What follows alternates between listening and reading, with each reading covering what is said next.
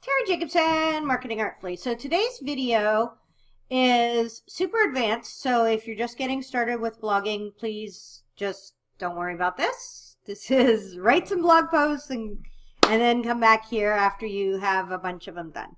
But if you're a blogger and you're looking for advanced help, I know that I struggle to find super advanced information that will actually help me, as opposed to like all the rehash stuff of do SEO, which is important, and have a picture, which is important.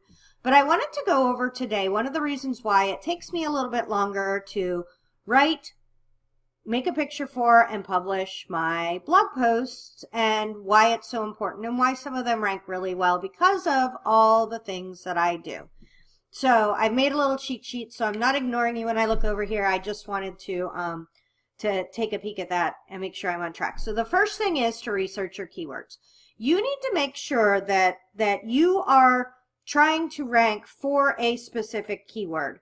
And I was just having a conversation with a client this week, and she was like, they all sound the same. So they're all, how to do SEO for HVAC companies, how to do SEO for plumbing companies, how to do, and to her, it seemed like it was very repetitive. And why couldn't she make one post that was specifically for that term, the longer term, the more specific term, like SEO blog post or whatever, and then she wouldn't have to go through all those repetitive posts. And the thing is that not only nowadays does that not rank on Google because somebody's looking for something very specific to their industry, but also the pictures and everything that you do will not match, right? So if you just are trying to find a generic enough looking picture that doesn't have air conditioning in it or plumbing or whatever, then you're going to wind up with something so vanilla that it's just not interesting. So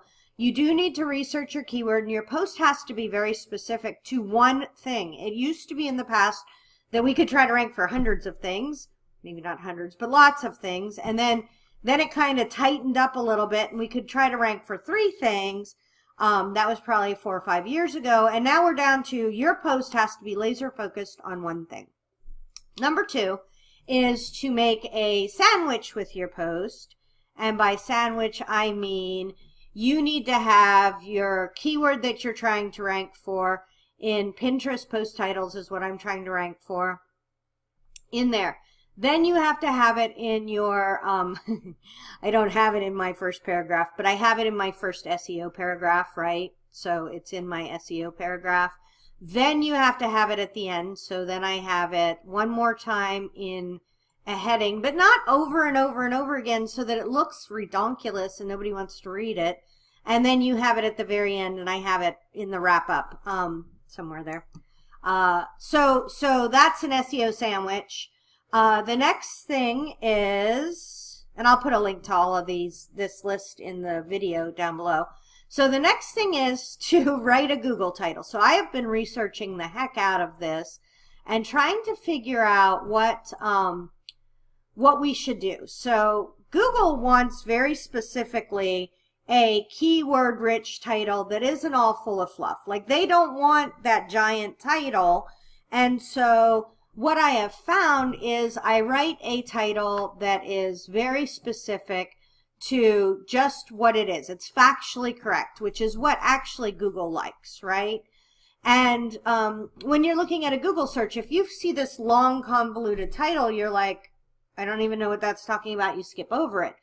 But Pinterest wants a giant title, and Pinterest is driving about 1/10 of my traffic. No, it's driving about 1/20 of my traffic right now. So I want to make sure that I do have Pinterest-worthy titles. So with that in mind, what I do is I write my Google title, and then I write my Pinterest title, and I put my Pinterest title onto my, pin. So amazingly pinnable Pinterest post titles, 52 plus great examples, is factually correct. A year's worth of amazingly pinnable Pinterest post titles, 52 great examples, wow, is my Pinterest title. And those are very different things. So that is. Next thing you want to do is you want to make sure to hide a long pin in your post. So when you go to preview this before you publish it, you'll see that you can have this picture up here, right? And then for the longest time, I was totally confused about how people didn't have that giant picture at the bottom, right? Or I guess you could just write your blog post and do that, but I like this format.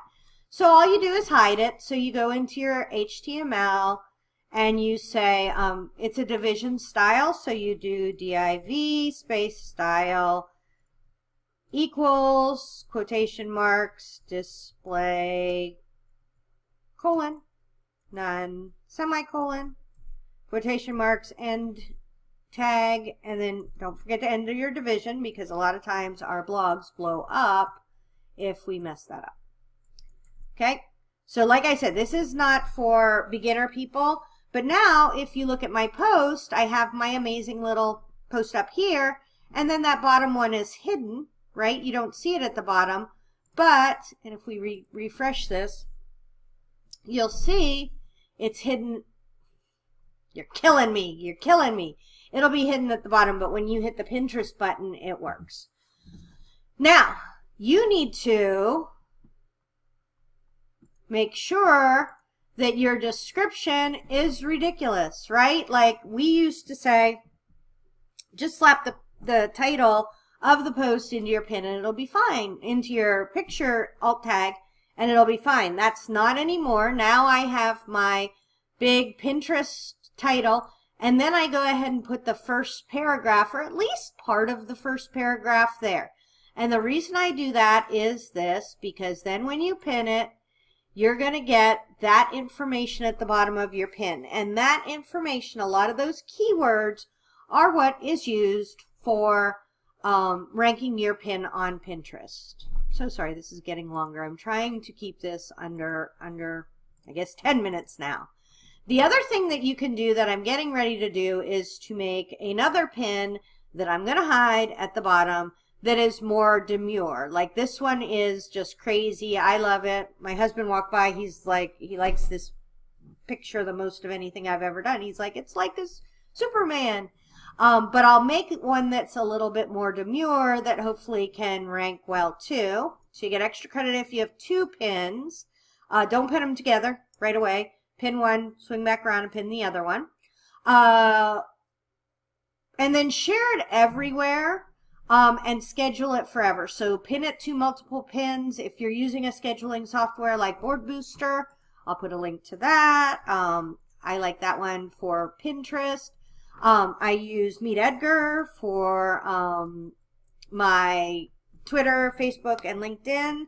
And literally what they do is they have sort of libraries, and they will occasionally, in the different categories, put it out forever. I also today have a social media where it has my Twitter, my Google+, my LinkedIn, Facebook, Pinterest, Tumblr, and then I put it in Meet Edgar that I do as soon as I publish a post. One last thing, I know that people will tell you that there are perfect times to schedule your posts, that, you know, my posts would definitely do better if I was able to get them out at 7:15 in the morning.